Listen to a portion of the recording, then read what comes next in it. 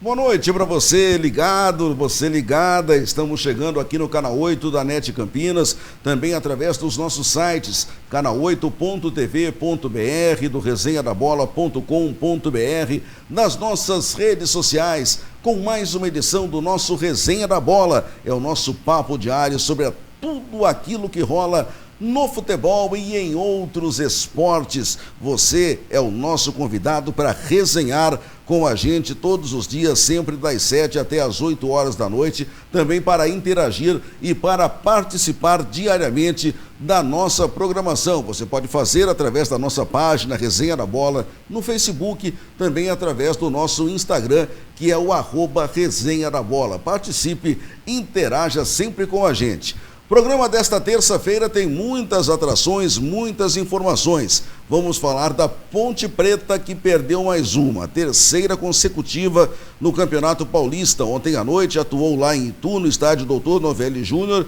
e perdeu para o Ituano. A situação do técnico Gilson Kleina, da sua comissão técnica, continua delicadíssima. As próximas horas podem definir o futuro da Macaca. Daqui a pouco nós vamos assistir, inclusive, os melhores momentos dessa partida. Nós vamos falar também do Guarani. O Guarani que se prepara para o jogo de quinta-feira diante do Palmeiras. O jogo acontece lá no Allianz Parque, na capital. Hoje também tem muitos gols do futebol feminino. Rodada do Campeonato Brasileiro, a rodada de número 3, aconteceu no final de semana. E hoje você vai conhecer mais um dos nossos comentaristas. Está aqui ao meu lado para, pela primeira vez, participar do nosso Resenha da Bola. É o craque Cássius. Que prazer ter você aqui conosco, Cássius. Boa noite, seja bem-vindo. Boa noite a todos aí, o pessoal da Resenha da Bola. É um prazer imenso estar com vocês aqui, poder falar um pouquinho de futebol, falar um pouco da minha carreira também. E para que a gente possa colaborar aí com o trabalho de vocês, que estão iniciando também, né? E estamos aí para poder ser útil dentro daquilo que a gente sabe falar, que é um pouquinho do futebol.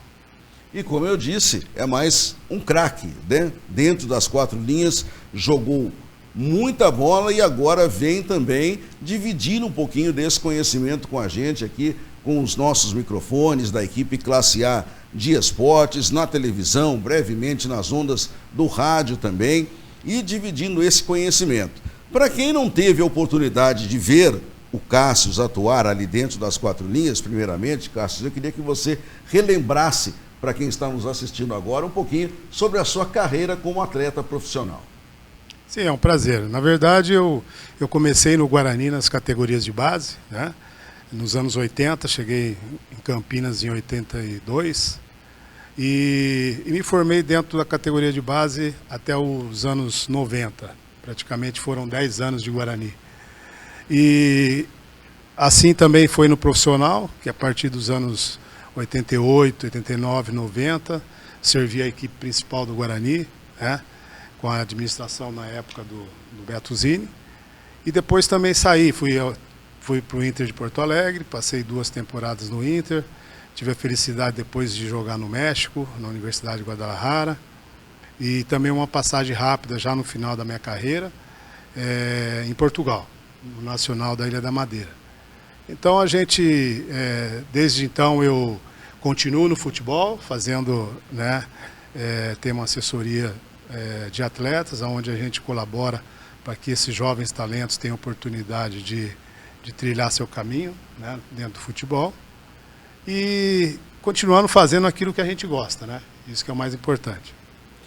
Existe aquela curiosidade, né, que todo ex-jogador de futebol normalmente trilha realmente o caminho de continuar ligado à bola. Alguns como treinadores, preparadores físicos, né, mais diretamente tendo essa sequência, e outros mais ao lado de empresarial, mas não no lado empresarial, mas no lado de gestão. Você, como disse, partiu mais para o lado da gestão do futebol. Isso foi uma opção sua a partir por esse lado? Você não teve a vontade de seguir, por exemplo, para o lado de treinador, para o lado ali dentro das quatro linhas? Na verdade, eu jamais deixei de fazer o trabalho, que eu gosto muito de trabalhar com base, né? Base de futebol. Tive uma passagem dentro do Rio Branco, que foi os últimos anos que eu atuei como treinador, né? De categoria de base. E uma sequência também depois como gerente de futebol da categoria de base do Rio Branco. Recentemente fui convidado há 2 anos atrás, 2018, fizemos um trabalho com a categoria de futebol feminino da Inter de Limeira, onde nós conseguimos também fazer um trabalho bastante expressivo. E agora recentemente estou tocando a minha empresa, que jamais deixei de tocar também, mas se dedicando um pouquinho a mais agora nessa função de assessoria empresarial para atletas e formador de talentos, né? Que a gente também pensa em dar uma colaboração dentro daquilo que a gente viveu dentro do futebol e tentar ajudar esses jovens a ter uma esperança a mais e tentar ser feliz dentro da carreira de atleta de futebol. Cássio, uma pergunta. Quando você fala em formação de talentos, a gente que acompanha, que vive o mundo do futebol, normalmente tem uma coisa na cabeça, que o jogador de futebol, assim como o homem da imprensa, o profissional da comunicação, como o médico, como o dentista, o engenheiro, enfim, qualquer profissão, existe uma coisa chamada dom. Ele tem que ter a vocação. O jogador de futebol também tem que ter essa vocação. Mas como é que entra o trabalho, por exemplo, seu, o ex-atleta, o gestor, na formação, na lapidação daquele menino ou daquela menina, porque hoje já temos aí o futebol feminino, e você já trabalhou também com essa categoria. Como é que se lapida esse atleta ou essa atleta que já tem o dom para ser um jogador ou uma jogadora de futebol? Muito interessante sua pergunta. É importante, né, nessa fase, quando você está buscando esse talento, primeiro entender se ele realmente tem o dom para seguir essa carreira, né? Depois, obviamente, a gente entra para fazer aquilo que a gente aprendeu dentro do futebol, né? Que é detectar que esse atleta tenha potencial a ser trabalhado, né? Para que ele possa, no momento próximo, conseguir chegar num rendimento de alta competição, de alto nível, que é as disputas dos campeonatos regionais, o Campeonato Paulista, Campeonato Brasileiro, né? E isso tudo passa por um momento de adaptação, onde esse jovem tem que ser trabalhado, onde esse jovem precisa de orientação para que ele possa desenvolver o teu potencial, né? E é aí que justamente é o nosso trabalho, né? Que é justamente dentro do campo, fazer a parte de fundamentos, fazer a parte de insistivamente você trabalhar aquele defeito que o atleta tem, né? E aí sim, daqui um determinado tempo, né, você vê se esse atleta realmente tem capacidade de estar numa categoria de base, possa estar num time que possa dar uma oportunidade para que ele seja um profissional. Agora, vivendo dos dois lados, eu digo dos dois lados por quê? Porque você também passou pela base, você se formou, você se profissionalizou. Qual é o recado que você deixa para aquele garoto que está nos assistindo, ou para aquele pai, para aquela mãe que tem um filho que deseja ser jogador de futebol, aquele pai, aquela mãe que sabe que o garoto tem potencial, ou a garota mesmo, que tem potencial, que tem vontade, mas que não teve ainda oportunidade, ou que não teve acesso a uma escolinha para desenvolver o seu talento? O que esse garoto, o que esse pai, o que essa mãe deve fazer para encaminhar, talvez, esse futuro talento do futebol? É importante. Na verdade, o atleta, e isso passa pela educação familiar também, que tem que acompanhar de perto esse crescimento, esse desenvolvimento do teu filho, né? E depois, lógico, algumas regras que não fogem daquilo que a gente diz que para ser um atleta você tem que, às vezes, reivindicar de outras, abrir mão de outras coisas, né? Então, o futebol, ele te proporciona uma oportunidade, porém, a dedicação, ela tem que ser constante, né? Então, quando a gente fala de dedicação, é você realmente vestir a camisa, fazer seu treinamento, dormir cedo, ter um treinamento adequado para que você possa realmente aproveitar esse treinamento e acrescentar na tua parte técnica. Então é um conjunto de coisas onde o atleta hoje ele tem que ter um acompanhamento, né? Porque ele por si só ele não consegue desenvolver um trabalho que exija nos moldes de hoje uma grande competitividade, né? Para que ele possa estar fazendo uma avaliação num grande clube, ele tem que estar bem preparado, né? Então tudo isso passa por essa fase de aprendizado e também de apoio familiar, que é muito importante, né?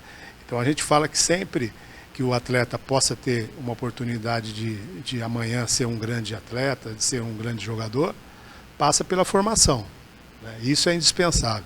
Então eu continuo dizendo que o bom atleta, ele não é só bom atleta porque ele é bom de bola, é porque ele tem uma base familiar, ele tem uma base de instrução que possa colaborar para que ele possa ser um grande jogador ou uma grande jogadora no futuro. Muito bem, já já a gente continua falando um pouquinho mais sobre base, sobre novos talentos. Agora vamos falar da Ponte Preta. Jogou ontem lá no Novelli Júnior, na cidade de Itu. Vamos ver os melhores momentos, se é que existiram, claro, na derrota da Ponte Preta para o Ituano. A Ponte até que começou a partida criando algumas oportunidades, mas que acabaram sendo desperdiçadas. E um detalhe que me chamou a atenção nessa partida, que eu tive a oportunidade de narrar pela Rádio Brasil de Campinas, pelo portal Esporte Multimídia, é que o Roger ontem outra vez mais reclamou do que jogou. O gol do Ituano acabou nascendo ainda na primeira etapa, nesse chutaço do Gabriel Tagliari, aí de fora, ou já de dentro, né, da entrada da grande área, surpreendendo o goleiro Ivan. A bola foi no cantinho, como você vê, sem chances para o goleiro da Ponte Preta. O Gabriel Tagliari, para quem não se lembra, é o Bill, aquele mesmo centroavante que foi revelado pelo Capivariano, rodou aí por algumas equipes do futebol brasileiro. Hoje mudou de nome, eu estou querendo descobrir por que ele mudou de nome, e eu, aliás, só descobri que era o Bill depois, né, alertado que fui, porque nem eu tinha reconhecido ele, embora tenha narrado vários jogos dele pelo Capivariano, e ele acabou marcando esse gol, perdeu alguns outros lances. A Ponte, no primeiro tempo, não jogou um bom futebol, cresceu na etapa final um pouco, desperdiçou várias oportunidades, inclusive com o próprio Roger. Teve um chutaço do Dauan, que o goleiro Pegorari acabou salvando também o time do Ituano no segundo tempo, mas o futebol da Ponte outra vez deixou a desejar. O Gilson Kleina outra vez não conseguiu escalar e não conseguiu fazer com que o time da Ponte rendesse o necessário, rendesse o esperado. Consequência, na classificação do grupo, a Ponte segue na vice-liderança sim, mas na classificação geral, ela está muito próxima, está apenas a 2 pontos da zona de rebaixamento. E isso é uma situação preocupante, Cássio. Na verdade, a gente analisando as imagens ali dos gols e também da participação da Ponte Preta, o importante nesse momento é que a Ponte encontre o caminho de melhorar o seu rendimento, né? Seja dentro de casa ou fora.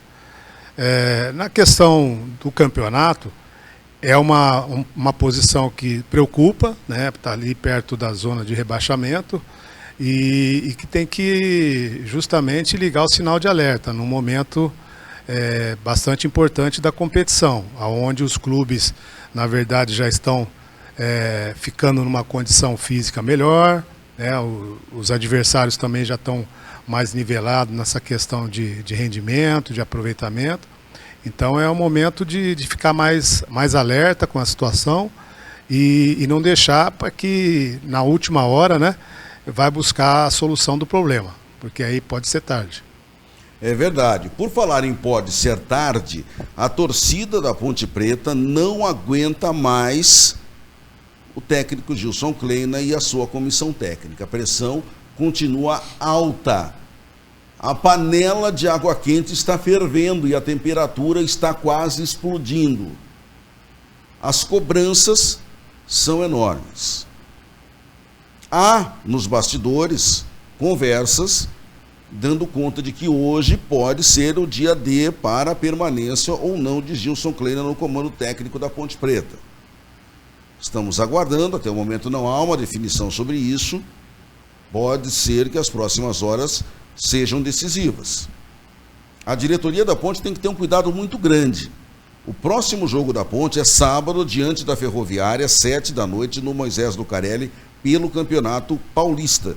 Depois a Ponte joga na quinta-feira, depois do Carnaval, diante da equipe do Vila Nova pela Copa do Brasil, também no Majestoso. Eu fico imaginando a pressão maior que vai ser da torcida se a Ponte não conseguir 2 bons resultados. E aí entenda-se, 2 vitórias, uma de reabilitação no Campeonato Paulista e outra de classificação na Copa do Brasil.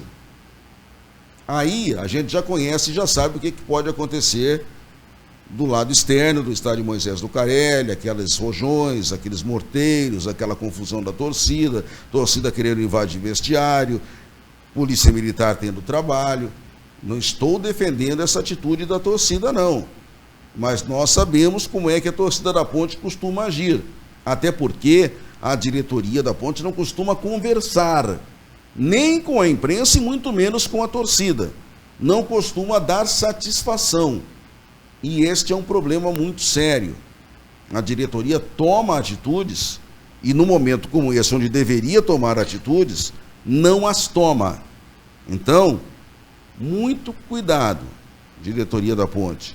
É hora, aliás, já passou da hora de tomar atitudes. O time não rende, o time não joga, o time quando vence, como aconteceu na Copa do Brasil, não convence.